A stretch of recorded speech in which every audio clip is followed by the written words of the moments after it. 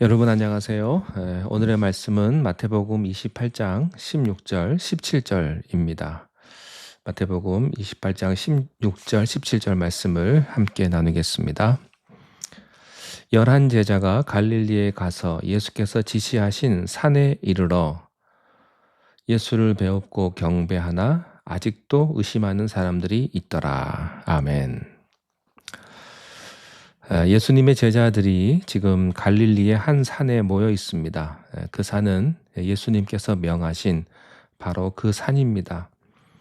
16절에 11제자가 갈릴리에 가서 예수께서 지시하신 산에 이르러 예수님의 부활을 목격한 여인들이 있었습니다. 부활의 소식을 전하는 천사들의 메시지를 들었던 여인들이 급히 제자들에게 뛰어가서 갈릴리로 집합하라는 주님의 명령을 전했습니다. 그래서 제자들이 그 말을 듣고 갈릴리의 어느 산에 모이게 된 것입니다. 26절 말씀에서 알 수 있는 것이 있는데요. 두 가지를 알 수가 있습니다. 첫째는 예수님의 제자가 12명이 아니고 11명으로 기록되어 있습니다. 누가 빠졌을까요? 가룟 유다가 빠졌습니다. 그는 예수님의 제자로 시작을 했습니다. 시작은 잘한 사람입니다. 그러나 끝을 잘못 맺은 사람입니다. 많은 사람들이 시작은 잘합니다.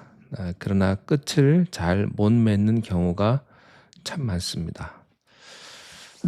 그는 사탄의 유혹에 빠져서 예수님을 팔게 되었고 그 결과 자기도 원하지 않았던 자살을 하게 되었습니다.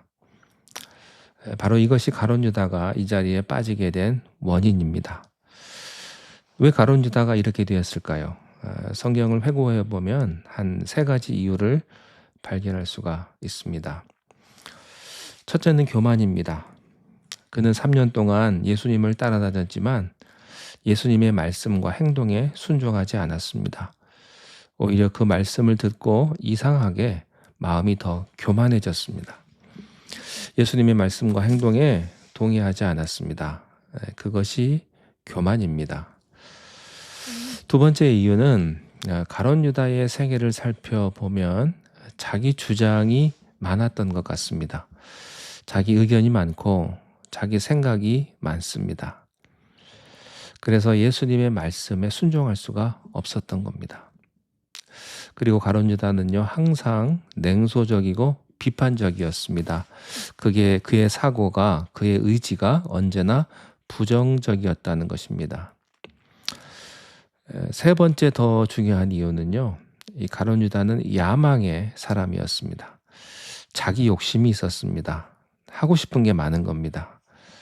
말은 정의롭게 합니다. 합리적으로 합니다. 그럴듯하게 합니다.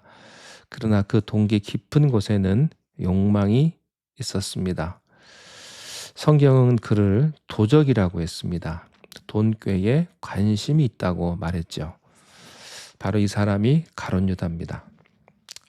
자, 그러면 이 가룟 유다를 제외한 11명의 제자가 갈릴리에서 어떤 경험을 합니까? 11절에 예수를 배웠고 경배하나 아직도 의심하는 사람들이 있더라. 약속 장소에 와 보니까 먼저 예수님이 거기에 와 계셨습니다. 갈릴리에서 일어난 사건은요, 예수님을 만난 사건입니다. 부활하신 주님을 만난 거죠. 여러분, 예수님 만나는 사건보다 더 위대한 사건이 어디 있을까요? 우리가 일보다 더 중요한 것은 예수님 만나는 것이고, 봉사보다 더 중요한 것, 우리 주님 만나는 것입니다. 저는 여러분들이 주님을 만날 수 있기를 바랍니다. 하나님 만나시기를 바랍니다. 그게 가장 중요합니다. 제자들은 예수님 만났습니다. 머릿속으로 만난 게 아니고요. 직접 얼굴을 배웠고 만난 거죠. 십자가에서 죽으시고 부활하신 예수님을 만난 겁니다. 여러분, 이때 제자들의 마음은 어땠을까요? 예수님이 십자가에 돌아가실 때 다 도망갔는데 지금 예수님이 부활하셔서 그들 앞에 있는 겁니다. 아마 제자들은요, 충격과 당황했을 겁니다. 얼마나 놀랐겠습니까? 여러분 왜 우리가 놀라지 않는 줄 아세요? 교회 다니면서도 하나님 믿는다고 하면서 놀람이 없지 않습니까? 만약 여러분 옆에 지금 주님이 계신다. 주님이 함께 하신다. 내 말을 들으신다. 그러면 어떻겠습니까? 그분의 음성을 듣고 그분의 손을 만질 수 있다면 충격이겠죠. 예수님 만났을 때 제자들은 두 가지 반응이었습니다. 17절에 예수를 배웠고 그 다음에 경배했다. 첫째 반응은 경배했다는 거죠. 기뻐하며 주님 살아나셨네요. 살아계셨네요. 감사합니다. 찬양합니다. 기뻐합니다. 아마 뛰면서 그렇게 주님을 찬양했을 겁니다. 우리 한국 분들은요, 한국 문화가 제사 문화가 있어요. 제사는 누구에게 합니까?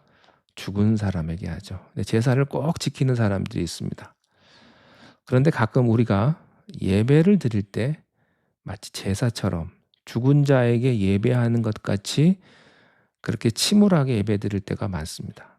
그저 주보 순서대로 다 같이 목도하겠습니다. 찬송하겠습니다. 기도합니다. 설교 듣고 그리고 축도 끝나면 예배 시간 내내 그저 무의미하고 건조하게 그냥 담담하게 그냥 예배가 끝나는 거예요.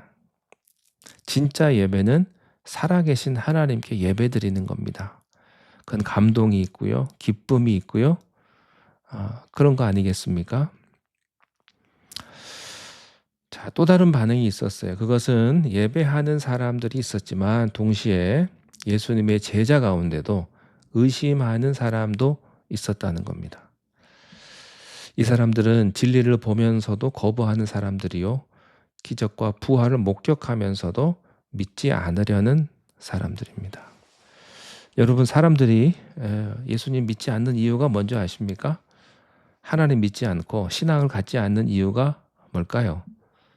사실을 확인하지 못했기 때문이 아니라 믿지 않으려는 의지가 있는 거예요. 거부하려는 의지가 있는 겁니다. 교회에 오는데 교회 시간이 안 돼서 못 나오시는 분이 있고요. 시간이 돼도 안 나오는 분이 있어요. 여러분 어떻습니까? 교회를 못 나옵니까? 안 나옵니까? 예수님이 부활했다는 사실을 보면서도 안 믿는 겁니다. 안 믿기로 결정한 사람은요, 방법이 없어요. 아무리 증거를 보여줘도 믿지 않습니다.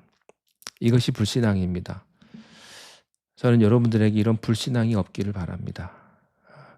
그러나 우리는 여기서 놀라운 사실을 하나 더 발견해요. 그것은 예수님의 태도예요. 이렇게 믿지 않으려는 의지를 가진 사람, 이렇게 삐뚤어진 마음을 가진 사람, 진리를 보고도 인정하지 않으려는 그들을 예수님이 택했다는 사실입니다. 그런 사람들에게 예수님께서요, 마지막 지상 명령을 주셨다는 것 아닙니까?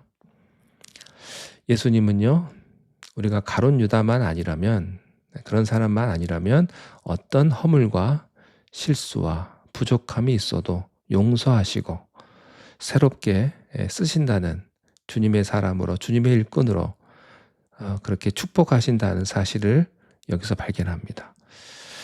혹시 여러분 중에 믿음이 좀 부족하고 의심하고 하나님 보시기에 준비된 그릇이 아니라 할지라도 안심하십시오. 만약에 여러분들이 쓰임받고 축복받기를 원하신다면 하나님이요, 우리들을 고쳐서 쓰실 겁니다. 말 안 들으면요, 다리 하나 부러뜨려서라도 우리를 붙드실 거예요. 하나님이 그렇게 하실 거예요. 그러니까 혼나기 전에 순종하실 분들은 미리 순종하시기를 바랍니다.